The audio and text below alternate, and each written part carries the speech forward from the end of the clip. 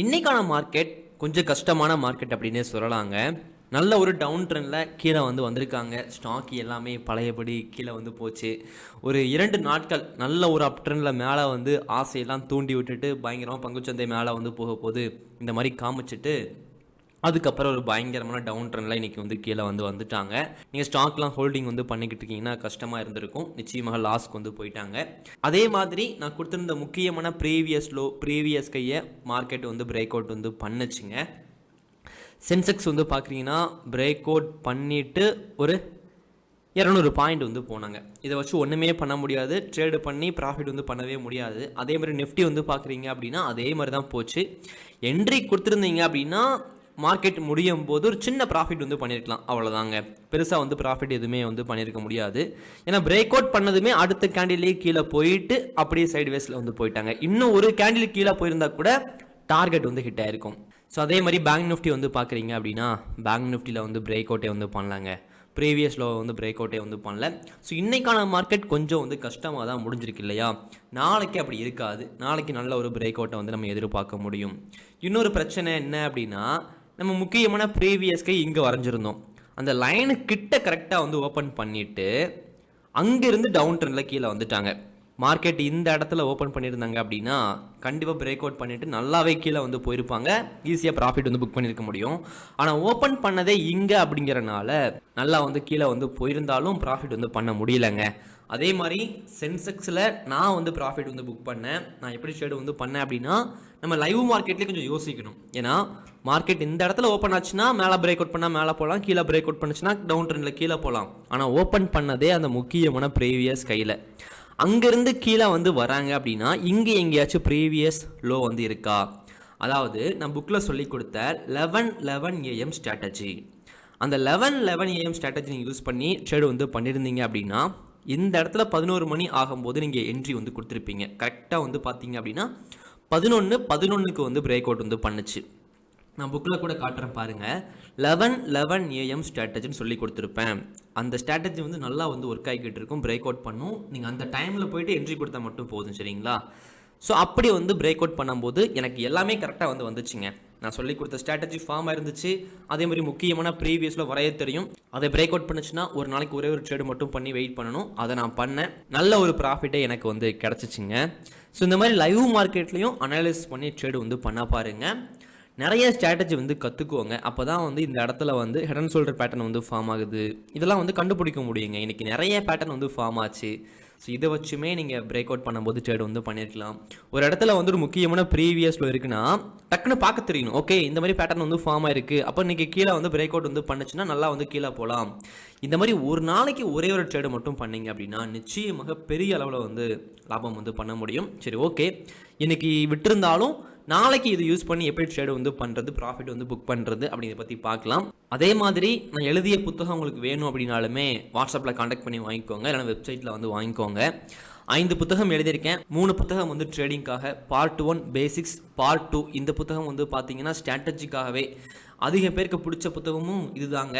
Part 3 நஷ்டமே இல்லாமல் லாபம் பண்ணுறதுக்கான ஸ்ட்ராட்டஜி கொடுக்கப்பட்டிருக்கும். இது எல்லாத்தையும் படித்து முடிச்சுட்டு கோர்ஸ் கேட்குறீங்க அப்படின்னா நான் கோர்ஸ் ஃப்ரீயாக சென்ட் பண்ணி வைப்பேன். நான் ஒரு கோர்ஸ் எடுக்கிறேன்னா அதில் என்ன சொல்லி தருவனோ அதை ஷேர் பண்ணுவேன். ஸோ டைம் இருந்தால் புத்தகம் வாங்கி படிங்க, நிறைய கற்றுக்கோங்க. நிச்சயமாக அது உதவும். கற்றுக்கிறது என்றைக்குமே கைவிடாதுங்க, கண்டிப்பாக கை கொடுக்கும். ஓகே, இப்போ 1 டே டைம் ஃப்ரேமில் நிஃப்டியில் நாளைக்கு மார்க்கெட் எப்படி போகலாம், முக்கியமான பாயிண்ட் எது அப்படிங்கிறத நம்ம பார்க்கலாம். ஃபஸ்ட்டு 1 டே டைம் ஃப்ரேமில் பெரிய மாற்றம் எதுவுமே இல்லை. இங்கே தான் மேலேயும் கீழே சுற்றிக்கிட்டு இருக்காங்க. 1 டேயில் 1 ஹவரில் பார்க்கும்போது திரும்ப இன்னொரு பேட்டர்ன் ஃபார்ம் ஆகிற மாதிரி தெரியுது எனக்கு. இங்கே பார்க்குறீங்க அப்படின்னா இப்படி கீழே வந்துட்டாங்க இல்லையா, மேலே போயிட்டாங்க இல்லையா, கீழே வந்துட்டாங்க இல்லையா, மேலே வந்திருக்காங்க இல்லையா, அதே மாதிரி கீழே வந்திருக்காங்க. இங்கேருந்து மேலே போயிடுவாங்களோ இப்படி ஒரு தாட்டுமே எனக்கு வருதுங்க. உங்களுக்கு வருதா பாருங்கள்.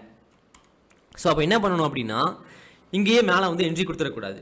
மேலே பிரேக் அவுட் பண்ணும்போது தான் என்ட்ரி கொடுக்கணும். அப்போ முக்கியமான ப்ரீவியஸ்க்கு எது இங்கே இருக்குது 1 ஹவரில். அப்போ அந்த பாயிண்ட்டை வரைஞ்சி நம்ம நாளைக்கு ட்ரேடு பண்ண போகிறோம். சிம்பிள், அவ்வளோதாங்க. ஓகே, இப்போ பார்க்குறீங்க அப்படின்னா முக்கியமான ப்ரீவியஸ் லோ 25,000. இந்த பாயிண்ட்டையும் பிரேக் அவுட் பண்ணுறாங்க. நல்ல பிரேக் அவுட் பண்ணிட்டாங்க அப்படின்னா இந்த பேட்டர்ன் ஃபார்ம் ஆகலை. மேலே போகிறதுக்கான பேட்டர்ன் ஃபார்ம் ஆகலை. கீழே தான் போக போகுது. சரிங்களா, பிரேக் அவுட் பண்ணலன்னா மேலே வரதுக்கான வாய்ப்பு இருக்குது. ஏன்னா பேட்டர்ன் வந்து ஃபார்ம் ஆயிருக்கு இல்லையா. ஓகே, அதுவே மேலே வந்து வராங்க அப்படின்னா நான் சொன்ன மாதிரி முக்கியமான ப்ரீவியஸ் கை வந்து இந்த இடத்துல வந்துருக்கிறாங்க 25,100. அதான் வந்து மேலே வந்து பிரேக் அவுட் வந்து பண்ணும்போது நிஃப்டி வந்து மேலே வந்து வரலாம். சரிங்களா, அப்படியே 5 மினிட்ல வந்து பார்த்துடலாம். 5 மினிட்ல முக்கியமான பாயிண்ட்டு சேம் ப்ரீவியஸ் கை தாங்க, 25,100. நல்ல ஒரு சைடு வேஸில் போயிருக்காங்க. அப்படிங்கிறனால நாளைக்கு பிரேக் அவுட் வந்து பண்ணுதுன்னா ரொம்ப ரொம்ப சுலபமாக ட்ரேடு வந்து பண்ண முடியும். ஸோ 25,100 மேலே வந்து பிரேக் அவுட் வந்து பண்ணுறேன்னா நிஃப்டி வந்து மேலே வந்து போகலாம். அதுவே கீழே வந்து பிரேக் அவுட் வந்து பண்ணுறேன்னா 5 மினிட்ல 25,000 ரொம்ப பக்கமாக தான் கொடுத்துருக்கேன். பிரேக் அவுட் பண்ணுச்சுன்னா சூப்பராக ப்ராஃபிட் வந்து பண்ண முடியுங்க. சென்செக்ஸில் 1 டே டைம் ஃப்ரேமில் எஸ் சேம் ப்ரீவியஸ் கை தான், சேம் ப்ரீவியஸ் லோ தான். அதுக்கு நடுவில் அந்த பேட்டர்லாம் வந்து ஃபார்ம் ஆயிருக்கு. அப்படிங்கிறனால அதை யூஸ் பண்ணி ட்ரேடு வந்து பண்ண போகிறோம். நிஃப்டியில் எப்படி வரைஞ்சோமோ அதே மாதிரி வரைஞ்சி நம்ம ட்ரேடு வந்து பண்ண போகிறோம். நான் ஒரு 5 இயர்ஸாக ட்ரேடிங்கில் வந்து இருக்கிறேன். அப்படிங்கிறனால சார்ட்டை பார்த்ததுமே சொல்லிடுவேன், இந்த ஸ்டாக் இப்படி போயிருக்கு, அடுத்தது தான் நடக்க போகுதுன்னு சொல்லிட்டு ஈஸியாக கண்டுபிடிக்க முடியும். நான் ஆப்ஷன் ட்ரேடிங்கில் வந்து லாஸ் வந்து பண்ணுவேன். ஆனால் ஸ்டாக்கில் கடந்த 2 வருடமாக நான் ஒரு ஸ்டாக்கில் ₹1 கூட லாஸ் வந்து பண்ணது கிடையாது. ப்ராஃபிட் மட்டும்தான் பண்ணிக்கிட்டு இருக்கேன். அது ரொம்ப ரொம்ப சுலபம். நிறைய பேர் ட்ரேடிங்கில் வருவாங்க, 1 மாதம் 2 மாதம் ட்ரேடு பண்ணிட்டு வெளியே போயிடுவாங்க. ட்ரேடிங்னா என்னென்னு தெரியறதுக்கு முன்னாடியே வெளியே போயிடுவாங்க. நான் 1 வருஷமாக லாஸ் பண்ணேன், அதுக்கப்புறம் தான் கற்றுக்கிட்டேன் 4 வருஷமாக. இவனுக்கு தெரிஞ்சு போச்சு ட்ரேடிங்னா என்ன, எப்படி பணம் போடணும் எல்லாமே எனக்கு தெரிஞ்சு போச்சு. அதனால ஈஸியாக வந்து இருக்குதுங்க ட்ரேடிங் எனக்கு. அந்த மாதிரி உங்களுக்கும் மாறும், நிறையா வந்து கற்றுக்கோங்க. சரிங்களா, இந்த மாதிரி பேட்டர்ன் இதுலேயுமே வந்து ஃபார்ம் ஆயிருக்கு. அப்படிங்கிறனால முக்கியமான ப்ரீவியஸ் லோ எஸ் இந்த ஒரு பாயிண்ட்டு. ஓகே, இதே எடுத்துக்க முடியுங்க நம்ம. ஓகேங்களா, 82,000 கீழே வந்து பிரேக் அவுட் வந்து பண்ணுறாங்கன்னா சென்செக்ஸ் கீழே வந்து போகலாம். அதுவே மேலே வந்து பிரேக் அவுட் வந்து பண்ணுறாங்க அப்படின்னா முக்கியமான ப்ரீவியஸ் ஹை. ஓகே, இந்த ஒரு பாயிண்ட் தான், சேம் பாயிண்ட் தான். எஸ் 82,310ங்க. இதை மேலே வந்து பிரேக் அவுட் வந்து பண்ணும்போது சென்செக்ஸ் மேலே வந்து வரலாம். 5 மினிட்ல பார்க்குறீங்க அப்படின்னா 5 மினிட்ல நாளைக்கு இன்டர்நெட் ட்ரேடிங்கில் எப்படி ட்ரேட் வந்து பண்ணலாம் அப்படின்னா முக்கியமான ப்ரீவியஸ் கை 82,350. இது மேலே வந்து பிரேக் அவுட் வந்து பண்ணும்போது சென்செக்ஸ் மேலே வந்து போகலாம். அதுவே கீழே வந்து பிரேக் அவுட் வந்து பண்ணுறான்னா 82,000 கீழே வந்து பிரேக் அவுட் வந்து பண்ணும்போது சென்செக்ஸ் கீழே வந்து வரலாம். அடுத்து பேங்க் நிஃப்டி வந்து பார்த்துடலாம். பேங்க் நிஃப்டியில் 1 ஹவரில் முக்கியமான பாயிண்ட் அப்படிங்கிறது, ஸோ 1 டேயில் வந்து ஃபஸ்ட்டு பார்த்துடலாம். 1 டேயில் வந்து முக்கியமான பாயிண்ட் அப்படிங்கிறது இது. அதே மாதிரி முக்கியமான ப்ரீவியஸ்லோ இது. இப்போதைக்கு தேவையில்லை, பிரேக் அவுட் பண்ணிச்சுன்னா பார்த்துக்கலாம். சரிங்களா, அதே மாதிரி பேங்க் நிஃப்டிலையுமே நிஃப்டி சென்செக்ஸ் மாதிரி பேட்டர்ன் வந்து ஃபார்ம் ஆகிருக்கு. ஃபார்ம் ஆகியே முடிச்சிருச்சோ? ஆமாங்க, நானும் இன்றைக்கி தான் பார்க்குறேன். ஃபார்ம் ஆகி முடிச்ச மாதிரி தான் தெரியுது. பேங்க் நிஃப்டி அட்வான்ஸாக வந்து போகிறாங்களா என்னமோ தெரியல, பார்க்கலாம். சரிங்களா, ஸோ முக்கியமான ப்ரீவியஸ் கை 57,310ங்க. 1 ஹவரில் மேலே வந்து பிரேக் அவுட் வந்து பண்ணுறேன்னா பேங்க் நிஃப்டி மேலே வந்து போகலாம். அதுவே கீழே வந்து பிரேக் அவுட் வந்து பண்ணுறேன்னா லெஃப்ட் ஷோல்டர் வந்து இங்கே இருக்குது.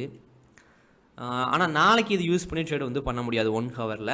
5 மினிட்லனா மாற்றி வந்து வரைய முடியும். சரிங்களா, ஸோ 5 மினிட்ல பேங்க் நிஃப்டியில் வந்து பார்க்குறீங்க அப்படின்னா நாளைக்கு முக்கியமான பாயிண்ட் இந்த ஒரு டபிள்யூ பேட்டர்ன் தாங்க.